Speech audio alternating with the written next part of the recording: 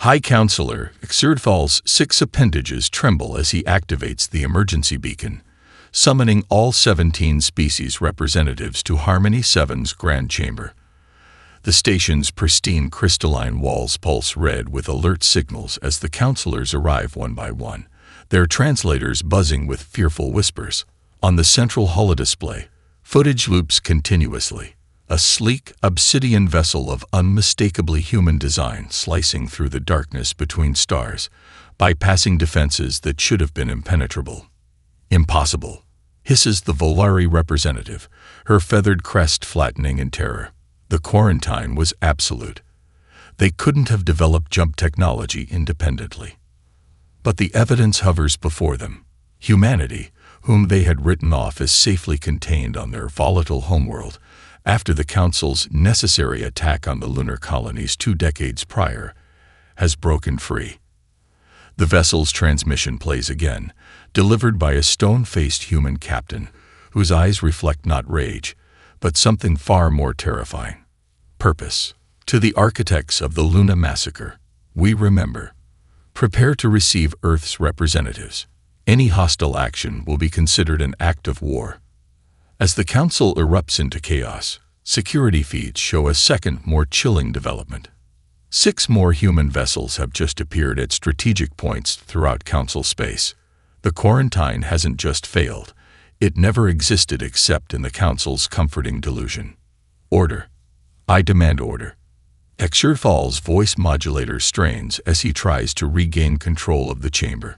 His exoskeletal plates click nervously against the ceremonial armor that marks his status. Armor suddenly feeling like an inadequate shield against the threat materializing before them. The Mexillar representative, Ambassador Krell, rises to his full 3-meter height, bioluminescent patches flaring crimson with agitation. The defense grid must be activated immediately. These creatures cannot be allowed to dock with Harmony 7. Your panic is unseemly. Ambassador counters Shireen of the Volari Confederacy, her avian features composed despite the anxiety rippling through her feathers. Let us not forget that it was your consortium, along with the Tarkasians and Solvig Directorate, who assured us the Luna operation was both necessary and conclusive. Krell's translator emits a high-pitched whine as he switches to threat display communication. Are you suggesting, Representative, that this situation is somehow our responsibility alone? I suggest nothing. Shireen responds coolly. I merely recall that the threat assessments originated from your intelligence services, the same services that deemed humanity incapable of achieving FTL technology for at least another century. The Tarkasian ambassador, a gelatinous being contained within a hovering environmental suit, pulses anxiously. This retrospection is pointless. We must decide on immediate countermeasures. Our computational models suggest a 97% probability that humans come seeking vengeance. Then perhaps, interjects a voice rarely heard in council proceedings, we should consider why they might desire such vengeance. All ocular appendages turn toward Ambassador Zalvex of the Cephian Dominion. The scaled diplomat stands with uncharacteristic assertiveness, his typically submissive posture replaced by something almost human in its directness. The historical record clearly indicates, begins the Solvig representative, but Zalvex cuts him off. The historical record contains what we put into it. Zalvex says quietly, the subtle harmonic undertones in his voice suggesting dangerous certainty. Perhaps what these humans seek is not vengeance, but truth. High Counselor Xerdfal's manipulator appendages frantically dance across the control interface. Truth is a philosophical luxury we cannot afford at this moment, Ambassador. Our immediate concern is security. The human vessel will reach docking range in approximately 4 cycles. We must decide. Do we engage defensive measures, or? His words halt as a priority alert flashes across every screen in the chamber. The lead human vessel has accelerated dramatically, somehow negating the time dilation effects that should make such speed impossible. Revised arrival estimate, 20 minutes. They've broken another fundamental law of physics, whispers a junior scientist observer, awe temporarily overriding fear. How are they doing this? No one answers. In the silence, the counselors confront an uncomfortable possibility that perhaps they never truly understood humanity at all.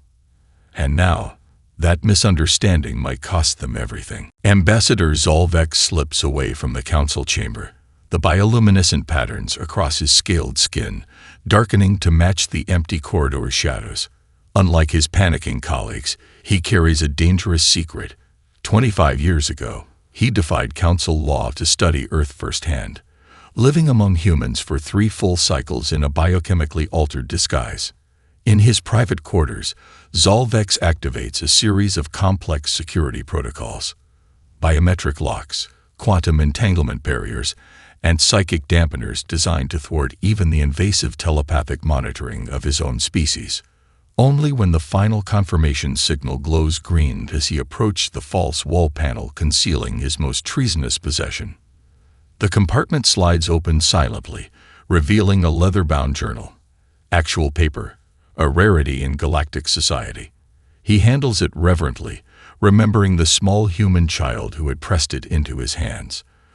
"For your thoughts," she had said, smiling with innocence that pierced his 3 hearts. That same child, Maya Lee, had later moved with her family to Luna Colony Delta. Colony Delta. Population 4,287. Extermination time. 2.3 seconds. His claws traced the council's euphemism for that day: containment action.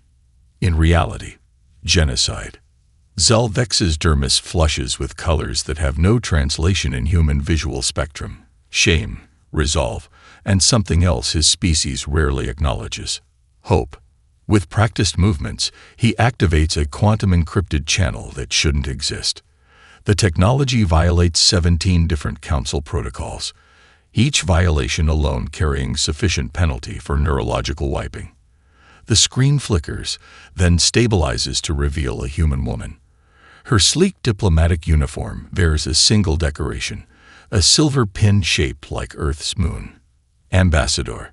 Dr. Eleanor Chen's expression betrays only the slightest widening of eyes, the only indication of surprise at seeing a council member contact her directly. "They're mobilizing defenses," Zolvex whispers, mandibles clicking with nervous energy. "Krell's faction is pushing for immediate engagement. I can delay the vote 6 hours at most." Dr. Chen studies him with unnervingly direct eye contact, a human trait that still discomforts most galactic species. "We anticipated this reaction, Ambassador. Your warning is appreciated, but unnecessary. You don't understand. The Mexular have activated their phase-shift torpedoes. They're equipped with polyphasic warheads designed to penetrate our shields." Chen finishes calmly. "Yes, we're aware. Check your secure channel in exactly 3 minutes." The connection terminates before Zolvex can respond. Precisely 3 minutes later, his secure terminal chimes softly. The files downloading into his system shatter every certainty he's held about council governance. Financial transactions showing Tarkasian corporations bribing key officials, falsified threat assessments of Earth, manufacturing logs for weapons matched to those used at Luna, and most damning, the voting record proving only 3 species actually authorized the lunar attack, while the others were fed manufactured evidence. His exoskeleton nearly cracks with shock. "How did you?" His terminal activates again. Dr. Chen reappears, her expression grave but with an undercurrent of what? Not satisfaction. Something more complex. "We had help," she replies enigmatically. "Some in the stars believe justice matters more than council politics, including members of your own intelligence directorate." Zolvex freezes. "Impossible. The Cephian oversight would never." "Not officially," Chen agrees. "But individuals make choices, Ambassador. Just as you did when you lived among us. Just as you do now." The implication sends waves of primal fear through his neural pathways. If she knows about his time on Earth, what else do the humans know? "Why contact me?" he manages finally. Chen's expression softens fractionally. Because according to our profile, you're the only council member who attended a human funeral. Maya Lee's grandmother. You brought white lilies and stayed until sunset. The memory fragments his composure entirely. She called me professor until the end. Never suspected. No, Chen says quietly. She just knew you were kind. In 20 minutes, I'll present evidence that will change galactic history forever. The question is, Ambassador, when that moment comes, which side of history will you stand on? The UNHS reconciliation cuts through space like a surgical blade. Its revolutionary hawking drives, leaving ripples in space-time that council sensors can barely comprehend. On the bridge, Dr. Chen stands with perfect posture, her ceremonial uniform bearing a single telling decoration, a small silver pin shaped like Earth's moon. Seventh warning incoming, announces Lieutenant Commander Okafor, amusement tinging his voice. They're getting creative with the threats now. The Council's panicked transmission echoes through the bridge. Final notice. Reverse course or face immediate neutralization. Harmony 7's defense grid is locked on your position. Chen watches the massive space station grow larger on the view screen. Harmony 7, a technological marvel by any standard. Its crystalline superstructure housing representatives from 17 spacefaring civilizations. Once, humans had dreamed of standing among them as equals. Now they arrive as judges. Acknowledge receipt, Chen replies calmly. Maintain approach vectors.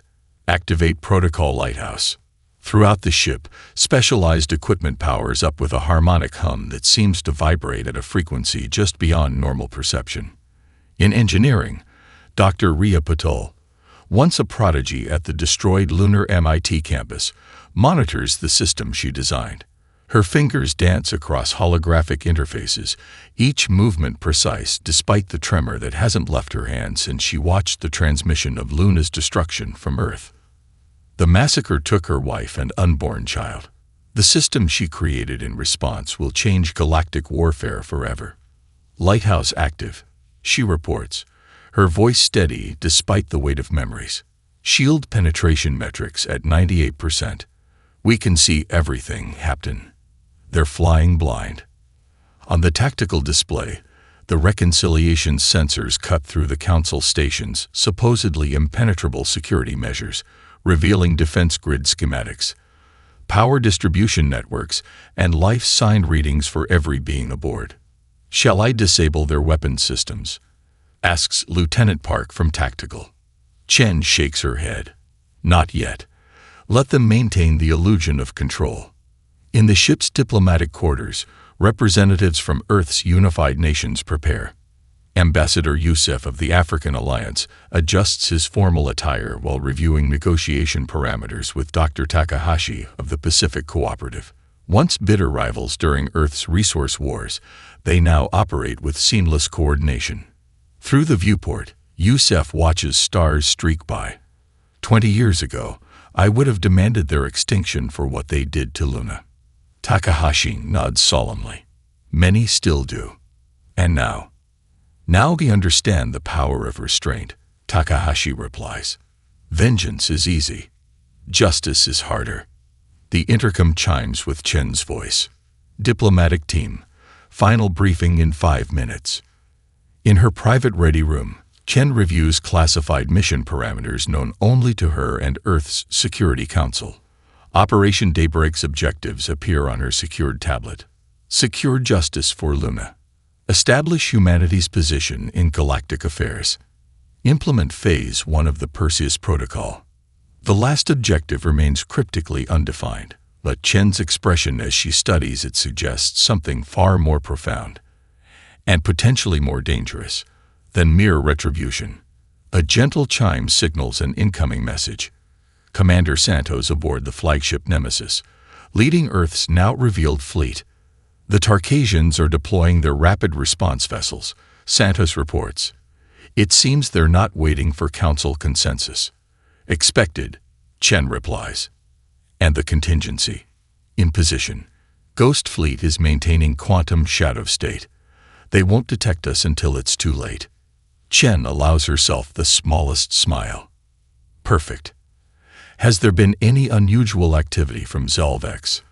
Our intelligence suggests he's accessed the files you provided. His emotional state registers as conflicted. He'll make the right choice, Chen says with surprising certainty. Santos raises an eyebrow. You seem confident about someone who participated in hiding evidence of genocide. Chen's hand unconsciously touches the silver moon pin on her collar. He attended my niece's funeral, Helena. Brought white lilies. Stood in Earth's rain for 3 hours.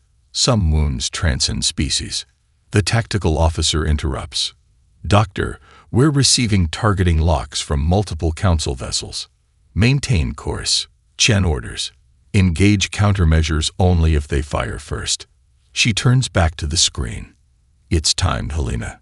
2 decades of preparation comes down to the next 20 minutes. For Luma, Santos says solemnly.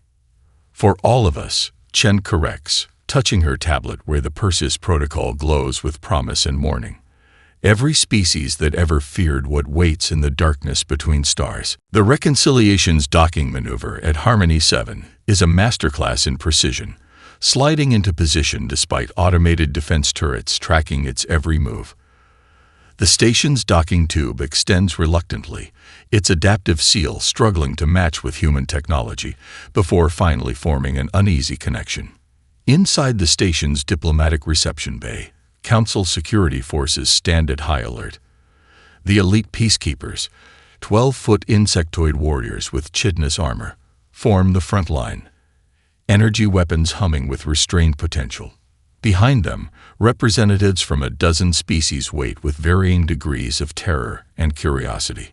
High Counselor, Xerthal's appendages haven't stopped trembling since the human ship matched velocity with Harmony 7. The airlock cycles open, releasing the soft hiss of equalizing pressure. Silence falls as Dr. Chen steps through the threshold alone, deliberately unarmed, her hands visible. A heartbeat later, Earth's delegation follows. Diplomats, scientists, and 2 military officers whose bearing suggests they need no weapons to be dangerous.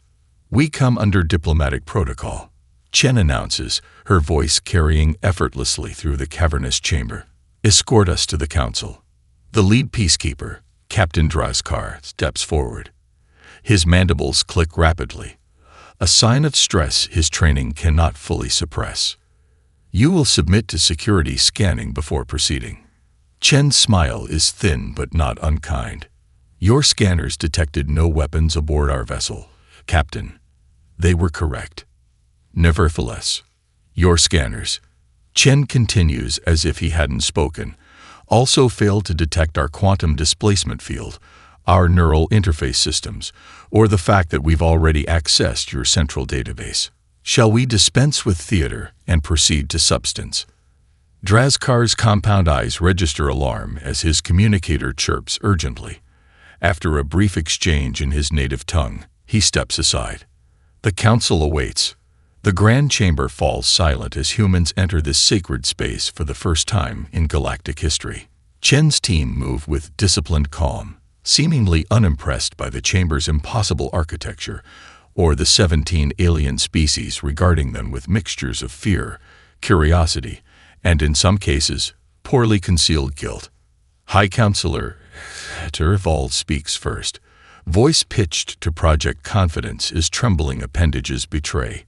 Humans, while we respect your technological achievement in reaching us, you must understand the Luna incident was a regrettable but necessary response to your species' documented aggression.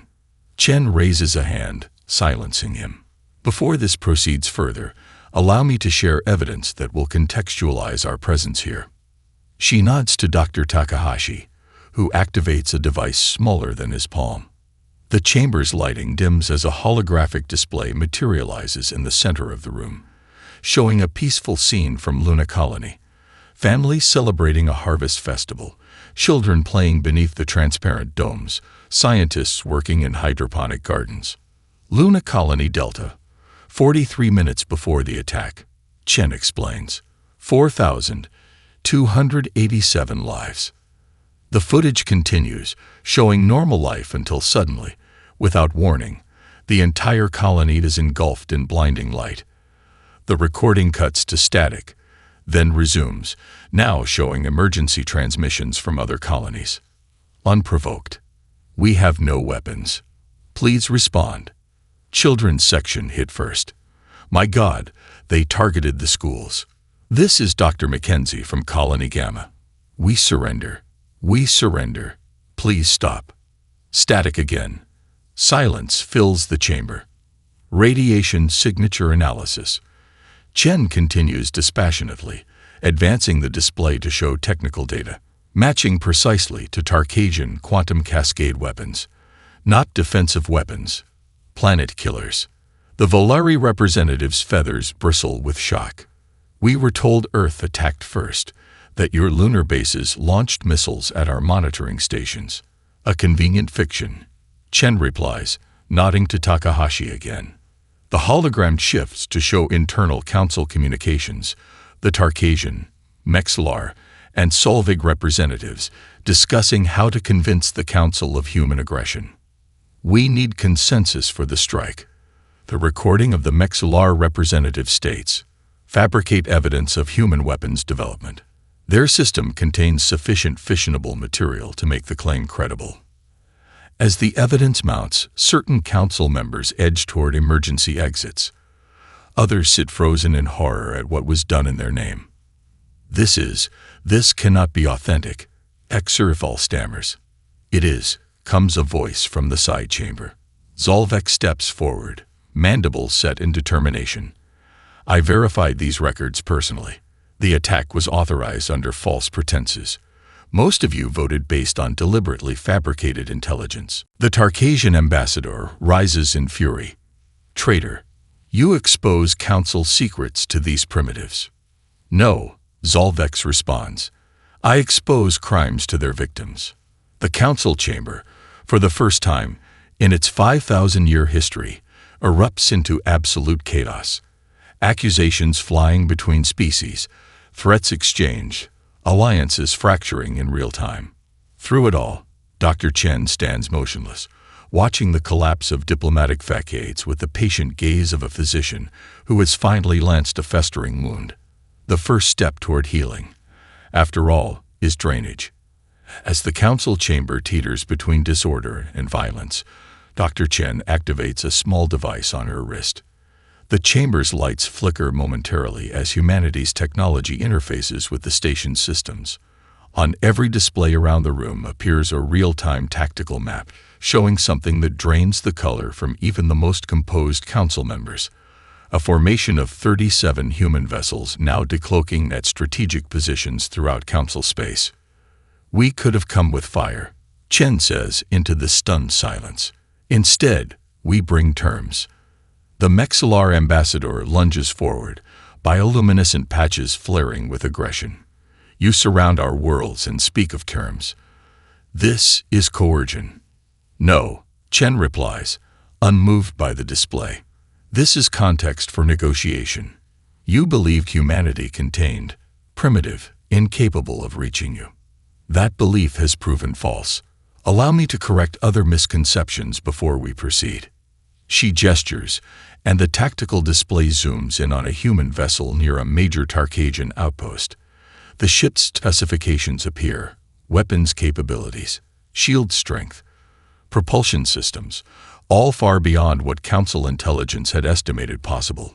20 years ago, you awakened a sleeping predator, Chen continues. You believed your attack would keep us isolated, fearful. Instead, it united us.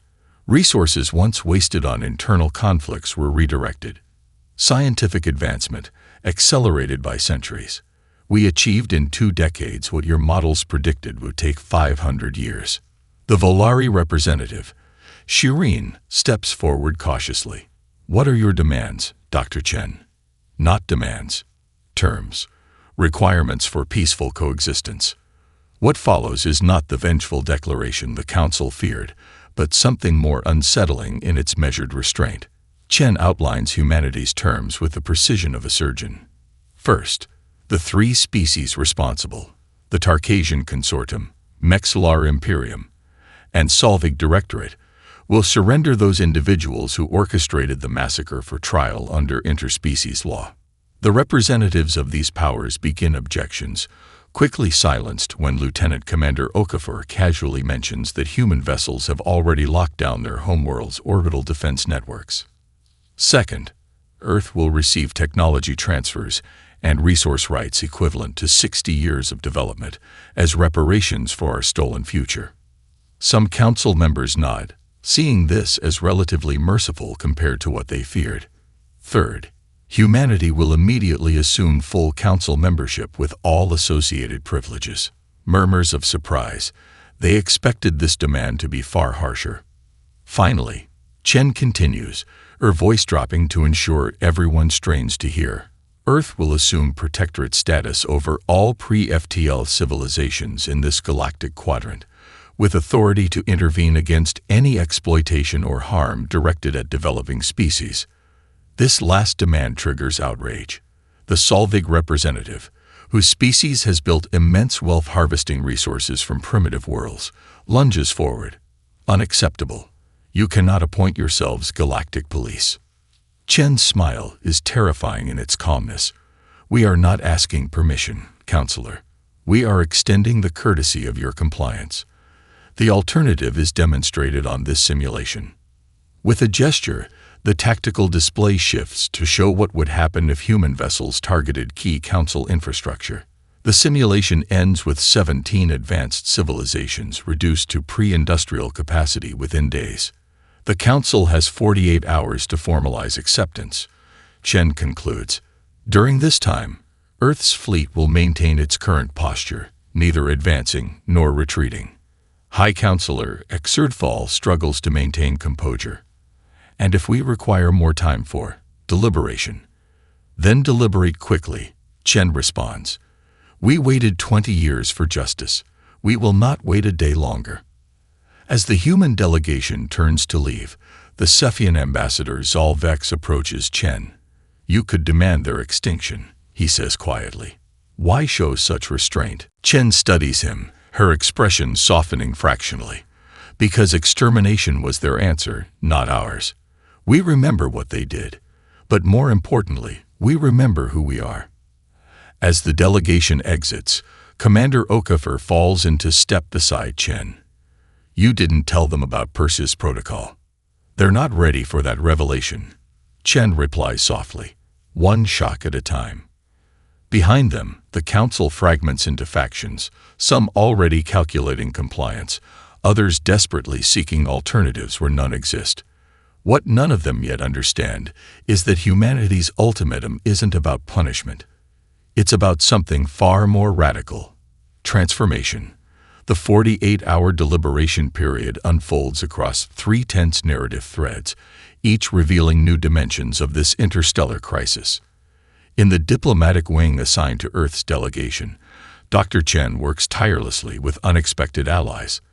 The Volari representative, Shireen, whose species values justice above political expedience, proved the first to extend formal communication. Your evidence is compelling, Shireen admits, her avian features catching the light as she studies documentation on Luna. Had we known the truth 20 years ago? But you didn't. Chen observes, neither accusatory nor absolving. No, Shireen's head crest flattens in what humans have learned is an expression of shame. We failed in our duty of verification. The meritocratic states of action, impressed by humanity's technological leap, send their senior arbiter, a crystalline being whose translucent form pulses with mathematical calculations. Your species confuses me, Dr. Chen, the arbiter admits during a private meeting. You have the power to simply take what you want.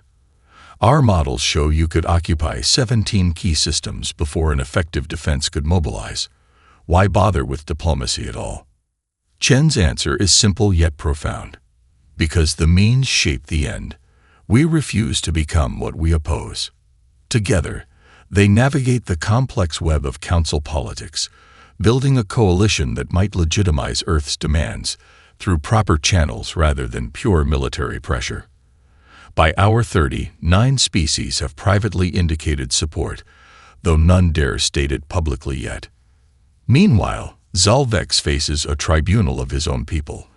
The Cephian Dominion, traditionally neutral in council matters, views his collaboration with humans as treasonous. In a chamber designed to induce psychological distress, Zalvex stands before his matriarch, whose disappointment manifests as physical pain through their species' telepathic connection. "You betrayed 17 worlds for the sake of one," she accuses, her voice resonating directly in his neural pathways. "I betrayed a lie to preserve a truth," he counters, revealing his final evidence. The Cephian observer records from Luna that his own government helped suppress.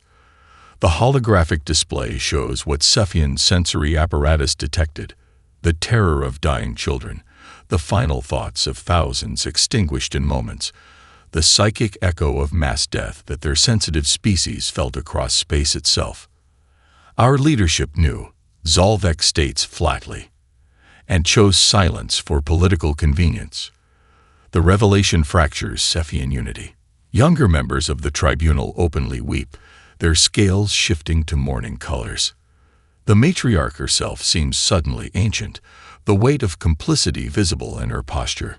"If what you show is true," she whispers, "then we are all compromised." "Yes," Zalvex agrees. "And now we must choose which matters more, our political alliances or our ethical principles."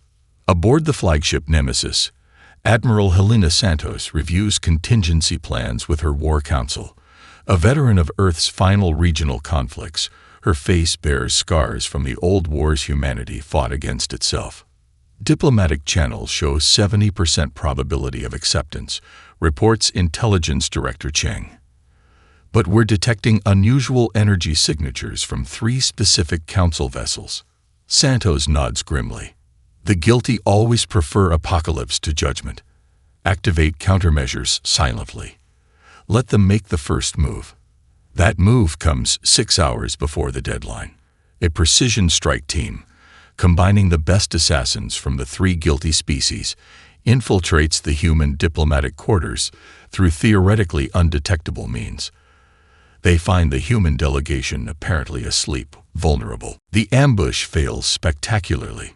What seem to be sleeping humans reveal themselves as sophisticated decoys. The real delegation, having anticipated betrayal, emerges from hidden compartments. The ensuing fight showcases humanity's combat adaptability, as Chen's security detail neutralizes attackers who should have been superior based on every physical metric. Most devastating, the entire ambush is broadcast live to the Council via Dr. Patel's lighthouse system, which had been monitoring all station communications. The 3 guilty species find themselves abandoned by their former allies, their representatives arrested by the Council's own peacekeepers, while humans display conspicuous restraint, taking no lives despite the attempt on theirs. As the failed assassins are led away, one hisses at Chen. "You knew we would try this." "How?" Chen's answer chills the entire watching council. "Because it's what we would have done in the days before we learned better." The Grand Chamber reconvenes with an atmosphere of grim anticipation. The council species, having witnessed the failed assassination attempt, expect humanity to abandon diplomacy entirely. Military advisors have calculated that Earth's revealed technological capabilities could sustain a war lasting decades, potentially ending several council civilizations permanently. A ceremonial guard escorts the representatives of the 3 guilty species to stand trial. They walk with the rigid posture of those anticipating execution, flanked by peacekeepers whose loyalties have definitively shifted. Behind them enter the human delegation, now augmented by Admiral Santos herself, whose uniform bears the insignia of Earth's unified command. The room braces for her pronouncement of military escalation. Instead, Dr. Chen steps forward again, activating a holographic display different from before. This one shows Luna as it once was, a thriving colony of human innovation and hope. Before pronouncing judgment, Chen begins, "I wish to introduce you to someone." The hologram shifts to show a young woman with features similar to Chen's own. This is my sister, Maya Chenwu, geological engineer, Luna Colony. She died with her wife and son in the massacre. The personal revelation stuns the council. Chen has been negotiating for justice for her own family alongside all other victims. The expected rage or breakdown doesn't come. Instead, Chen continues with steady composure. Earth has the military capacity to demand extinction-level reparations. We choose another path. What follows confounds the council entirely. Rather than demanding planetary subjugation or resource extraction, humanity's judgment comes in three unexpected forms. First, the specific architects of the Luna massacre. 22 individuals across 3 species will face trial under newly established interspecies law, with representatives from all council races serving as judges. Justice must be precise, Chen explains. We do not punish populations for their leaders' crimes.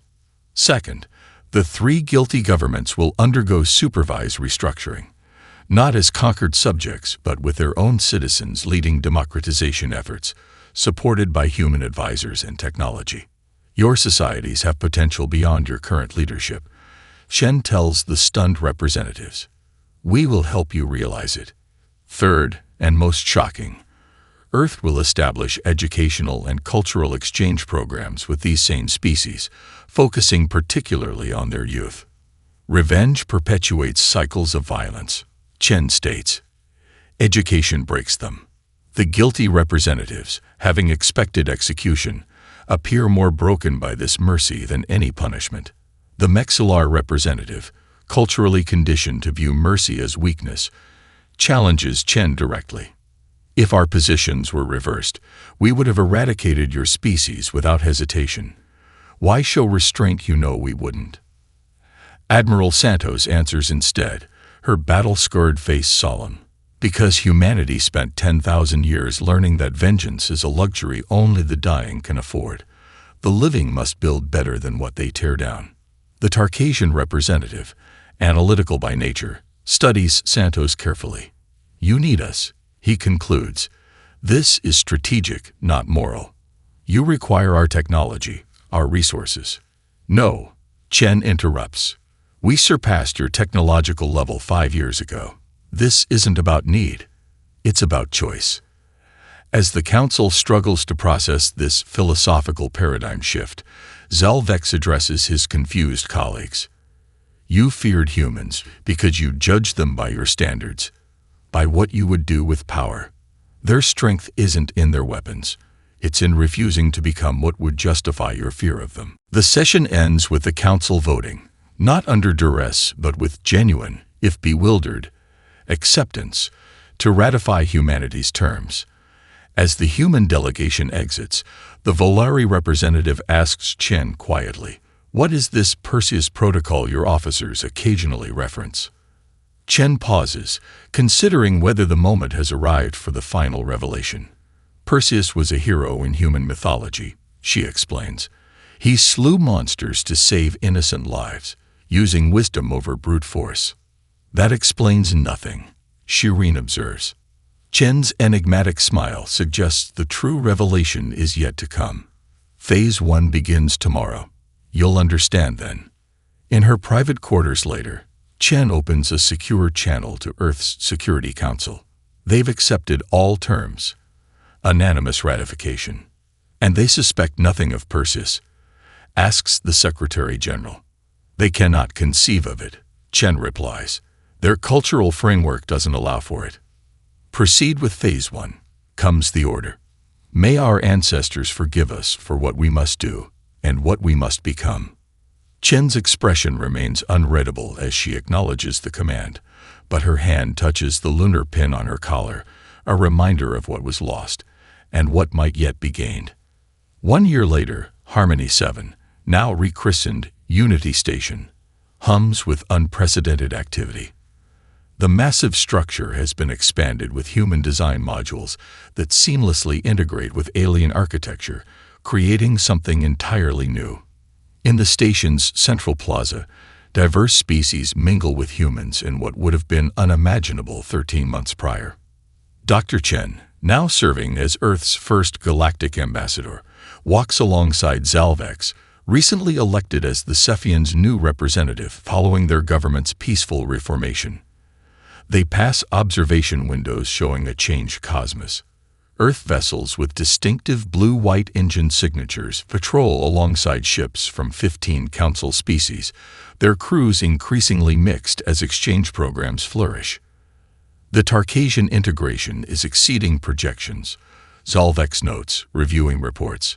Their youth seem particularly responsive to human educational methods. Chen nods. Nothing breaks cycles of hatred like giving the next generation a different vision.